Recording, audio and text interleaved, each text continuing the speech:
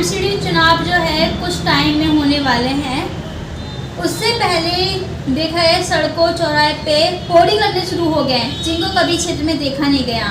चुनावों से पहले वो दिखाई नहीं देती, लेकिन चुनावों के समय पे उनके होर्डिंग नजर आते हैं, ऐसा क्यों?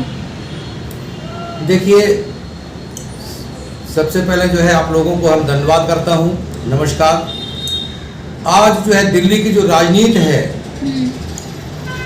नगर निगम के बारे में 2022 में जो चुनाव हो रहे हैं, इसमें हर पार्टियां जो है अपना अपना जो है प्रयास करती हैं, लेकिन हमारे जो वोटर जो लोग हैं, वोटर लोग भाई जो होते हैं, गरीब परिवार के लोग जो होते हैं, उनको इस समय जो गुमराह किया जाता है। सभी पार्टियां चुनाव के टाइम पर लुभाती हैं, लेकिन करती नहीं है।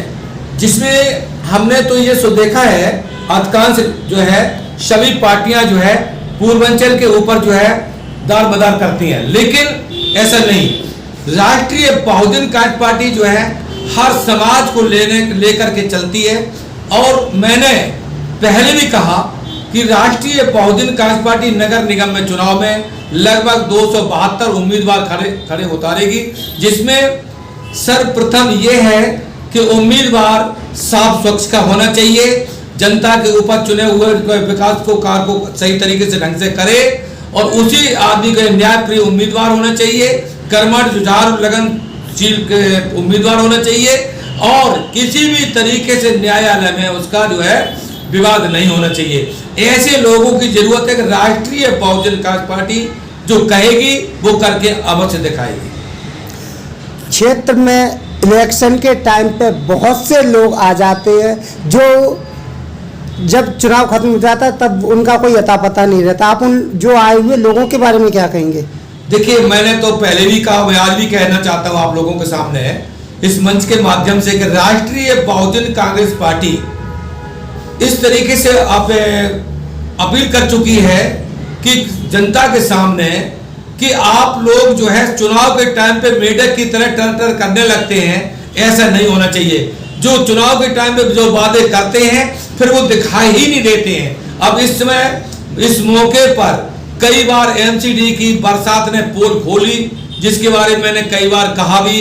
पुल के नीचे सभी नालियों में पानी भर जाता है, पुल के नीचे काफी पानी भर जाता है, जनता का आदान प्रदान निकलना बहुत मुश्किल होता है, जिसमें काफी लोगों ने उसमें अपने जान गंवाई है।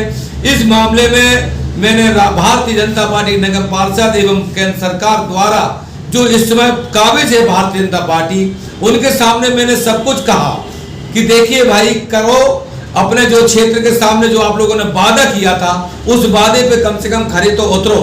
लेकिन उस टाइम चुनाव के टाइम पे वो जो है पैसे में वो दारू बिक जाती है, लेकिन 5 वर्ष पहले जो भूल जाते हैं, घुमड़ जाते हैं, उस तरीके से 5 साल उनको रोना ही पड़ता है।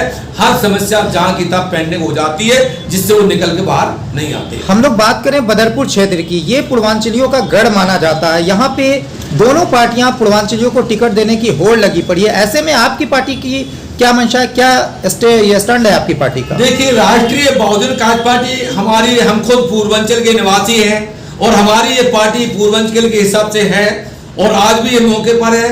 तो हम तो सभी पूर्वांचल वासियों से कहने के होड़ के चक्कर में ना पड़े।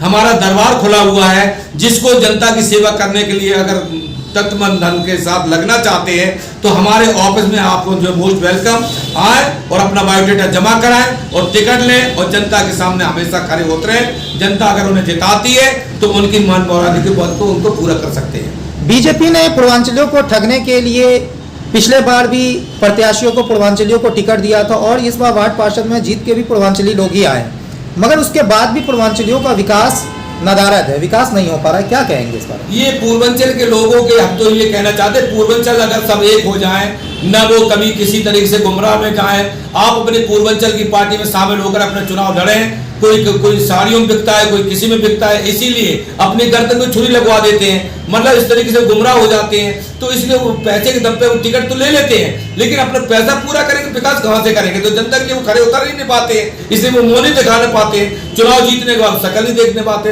एंड टाइम पे जब चुनाव आता है तो मेढक की तरह वो टर करके बाहर निकल के आते हैं, और उतनी देर के लिए 10, 15, 20 दिन के लिए दिखाई देते हैं। और अभी से वो हर पार्टियां जो है चारा डालना शुरू कर दिए।